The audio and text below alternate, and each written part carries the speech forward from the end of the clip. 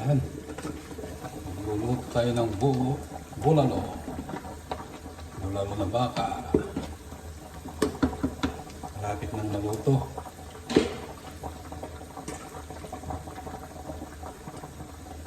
Dalan natin ng konting sabaw. Malapit ng maluto yan. Hindi ko pa nailalagay yung gulay, yung saging. Nandun na yung mais, saka yung patatas. Yan yun.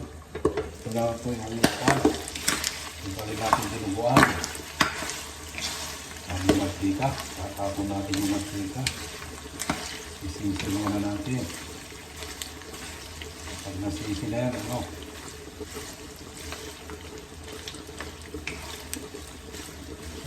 Lalagyan na natin ng bubok. Magigisa muna tayo. Wala.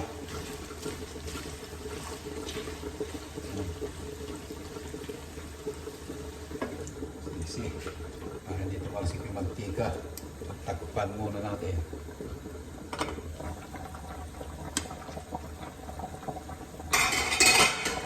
Napalambot lang natin yung patatas.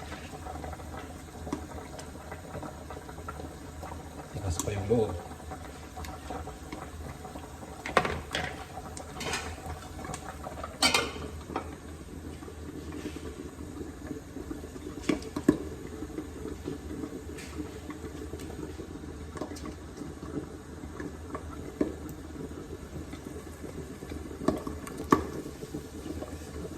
Natalsik. Kaya natin yung saging. Yung saging. Saging dito iba eh.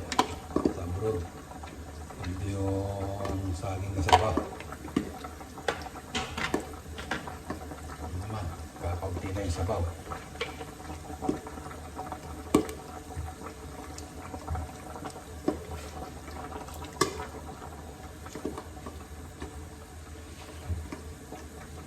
Lagyan natin yung kaunting sabaw. Tapos, lagyan natin ng konting patis.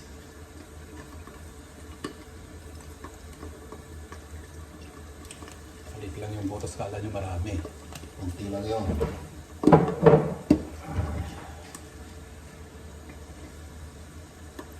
Gawin muna natin itong ano. Papansitan ng mantika. Ayan o. Panglaban sa high blood. Daming mantika o. Ilan mo naman mantika. Ganyan ang kinakain natin kapag hindi natin sinisi yung karne ng baboy.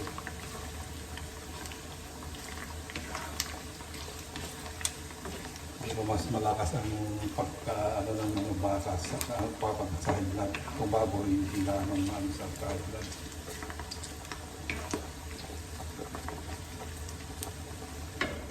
Kakaunti na yan. Ibuhin muna natin. Ibuhin muna natin. Marami na. Siguro isang ano na to, mantika, isang bilog.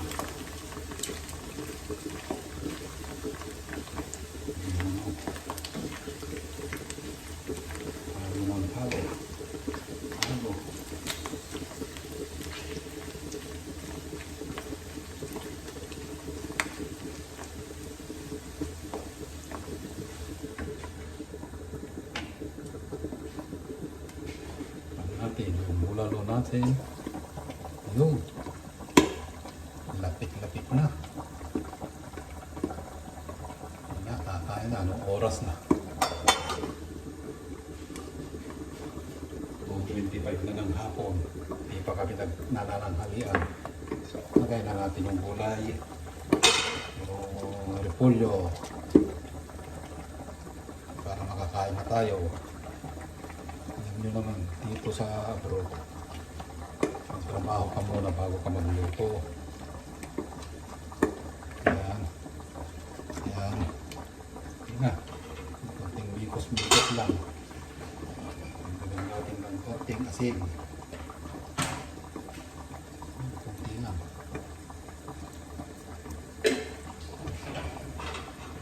natin. Okay. Ayos na. Ay, tigas pa yung repolyo natin.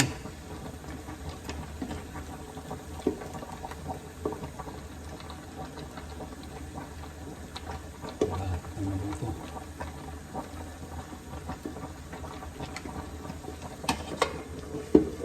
Tapos ito.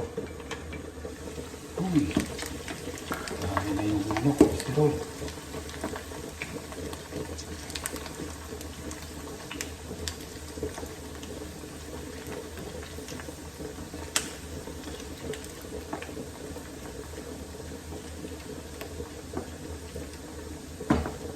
Malapit na. Kaya,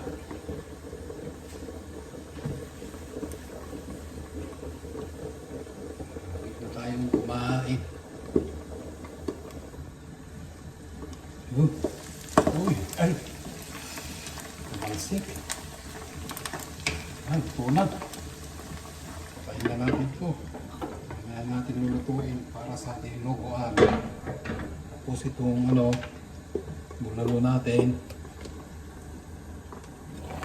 Uy! Malapit na rin. Ayan. Ang pwede rin doon, mabalinan kayo, kilawang to ito.